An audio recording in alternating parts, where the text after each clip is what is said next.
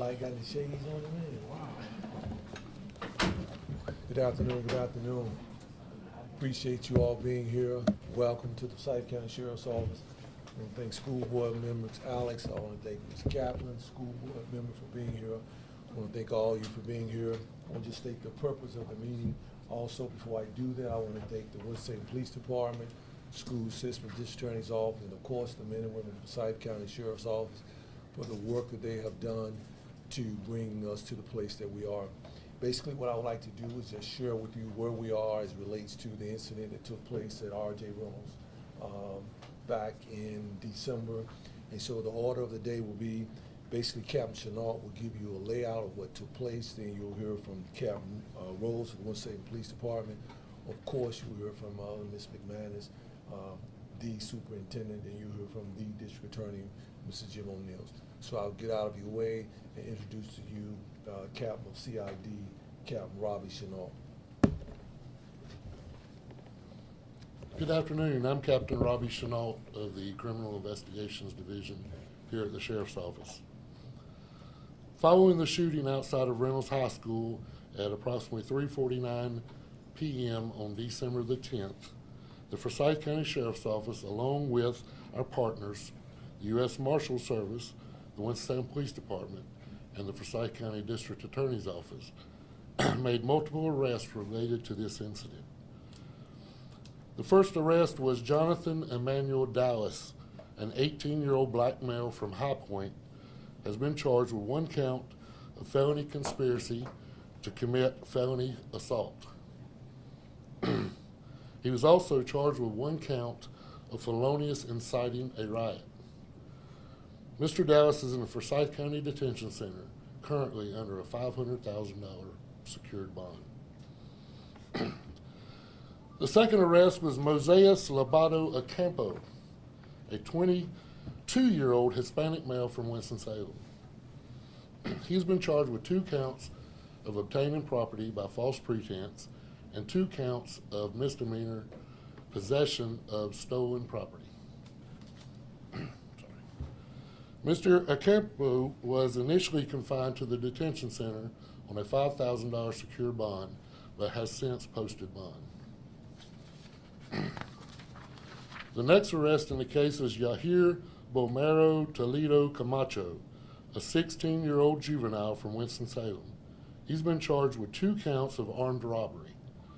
Mr. Camacho is currently being held in juvenile justice with no bond allowed. The next subject is Ricardo Elia Mahia, a 16-year-old juvenile from Winston-Salem. He's been charged with 2 counts of armed robbery, 1 count of felonious assault with a deadly weapon with intent to kill or inflict serious injury. He's also been charged with 1 count of felony possession of a firearm on educational property. He was also charged with 1 count of felony inciting a riot. Mr. Mahia is currently being held by juvenile justice with no bond allowed. The last subject charged is Larry Roman Nolea Toledo, a 17-year-old juvenile. He's been charged with 1 count of conspiracy to commit felony assault. He was taken before a magistrate and given a written promise. That's all I have at this time.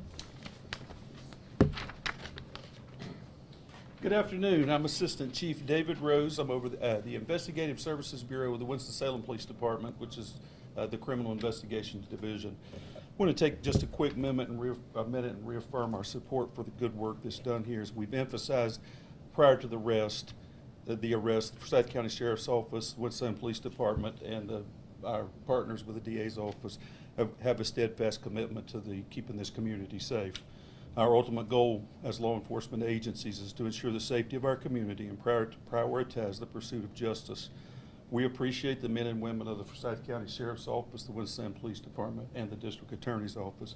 And Ms. McManus, we will continue to work with the school officials to make sure our schools are safe for our kids to learn in. So thank you. I think Superintendent McManus is next. Okay, thank you. Good afternoon, everyone. I also just want to reiterate thanks to our law enforcement partners, to our district attorney, to everyone involved.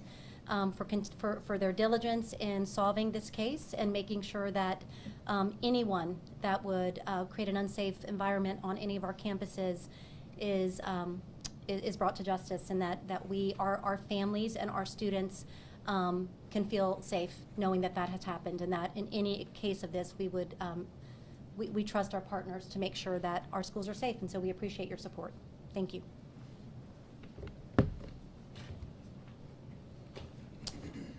Good afternoon. I'm Forsyth County District Attorney Jim ONeal. I'd like to begin just by saying thank you to the men and women over the Forsyth County Sheriff's Department, and the City of Winston-Salem, the Police Department, our school system, that immediately all of these agencies came together to be sure that all of our resources were put forth towards apprehending the individuals responsible for this just terrible crime. As I said previously, I've been associated with Reynolds High School for going on close to 20 years, coaching boys lacrosse over there. I find that's a safe environment and a safe campus, one that I walk daily and do not worry about. We have Leah Crowley sitting in the audience here, Deanna Kaplan, representative of the school board. We thank you for being here and supporting our law enforcement partners and agents here. Since this occurred back in December, what the public doesn't see is the amount of work and effort that went into putting this case together. They're never easy, but the men and women of the Sheriff's Department were here day and night, and I can tell you that because I was here with them, trying to be sure that justice was going to be served in this case. I was delighted, of course, when those responsible were brought to justice. I would tell you that there's a lot of nonsense that just sort of happens in bigger urban areas like ours, just nonsense. But if you commit a crime of violence in or around our school system, I can promise you that the men and women in law enforcement will work day and night to bring you to justice, and the district attorney's office will spare you no quarter. You will be brought to justice. You'll be held accountable for the things that you did. And again, Ms. McManus, we want to assure you that law enforcement will work with the school system to be sure that our students are kept safe and that our community is a place where people feel comfortable sending their kids to school every day.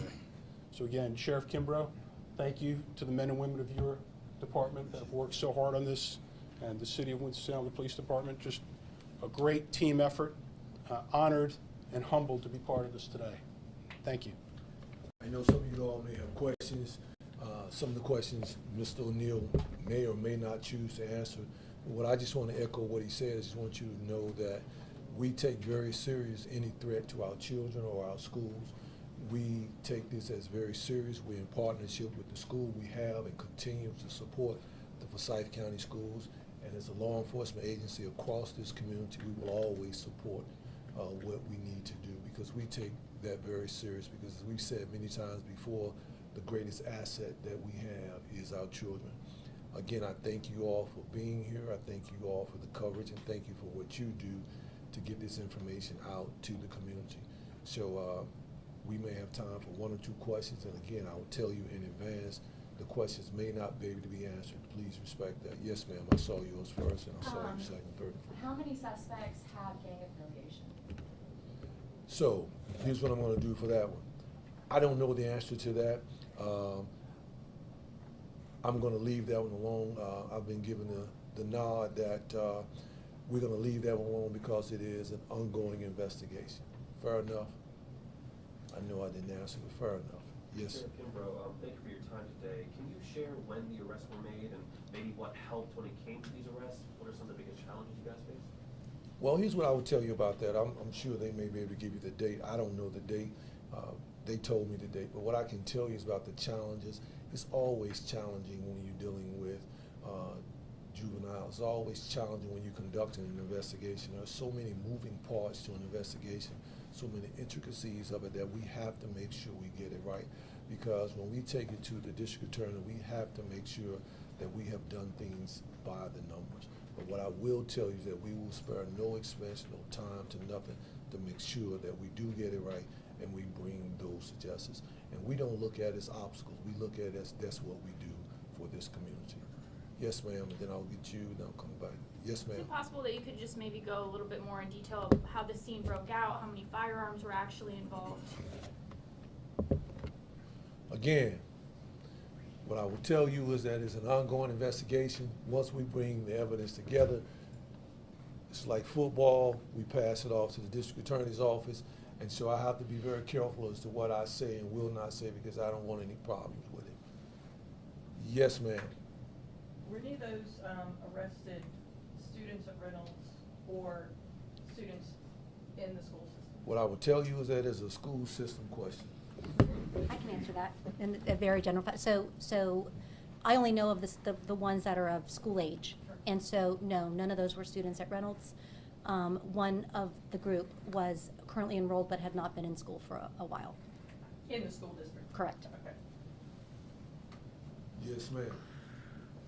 Yes, ma'am. You, then I'm coming to you. Does this have any relation to the robbery that took place in the tunnel before the shooting? What I will tell you is that that is an ongoing investigation. I have been given the signal that that's a DA's question and we won't be entertaining that. But great question. Yes, ma'am. I take it because you had mentioned the minors' names that they will be charged as adults because of the new law? That's a district attorney question. I've been given a sign they will be charged as adults. Okay, and all of that, how were the bonds chosen? I had heard that one was $500,000, the other was $5,000. Was there, are you able to kind of give us more information on that? No bond allowed. Okay. You referencing the no bond allowed? No, the one that was $5,000, he was out on bond, and then there was another one, $500,000, and then no bond. So how did you kind of differentiate from the different bonds? If I understand your question, you're asking about how does one person get a written promise, how does somebody get a secure bond? Those are questions for the magistrate's office. We don't have any say in that, nor does law enforcement. I understand that everybody has questions. We get it. There's more that you want to know. There's more facts that you want rolled out. But it's my job to ensure that everybody charged with the crime in this community is given a fair shake once they get to court. And if we release the information, if the sheriff releases facts about the case that can interfere with somebody's ability to get a fair trial, then I have to step in as the Minister of Justice to be sure that we're not releasing information that could taint somebody's ability to seek their own form of justice under the law. Okay? We're not trying to be difficult. We know you have questions, but we've asked everybody to leave the evidence and the facts till we get to open court. Yes, ma'am. Do we know when they'll be getting to court? Or I don't have that court date right off, but I can get that for you. It's probably about 2 weeks out. Sheriff Kimberly, you didn't specify when they were arrested. You said one of your colleagues would be able to answer that question. Last week. Last week, thank you. Yes, sir. Yeah, I remember this incident that there was a person shot in this situation. I haven't heard anything about them, their situation, and is any of these people being charged with assault and shooting this person? I think they read that off. They read that off, yeah. Okay. The charges were read off as it relates to the young man. But he's doing fine. I've talked with his family. He's doing fine. Yes. So I got time for one more question, and we're gonna go to the house. Sheriff, how vital was the community coming together to possibly help you obtain the names and arrest these individuals? What I would tell you is that this community is one of the greatest communities that I've ever been in, lived in, or visited. This community has always come together. Anytime there's a situation or incident, I would tell you that we're grateful for you all, because when you put information out there, the community gets involved. And I want to thank the community. If I forgot to, I want to thank the community for what they do. for everybody involved in this, because we couldn't have done it without it. We're here because we come together, and we're better, we're stronger when we work together. Again, I appreciate you all for being here. Thank you for your time, and as always, we love you. Thank you.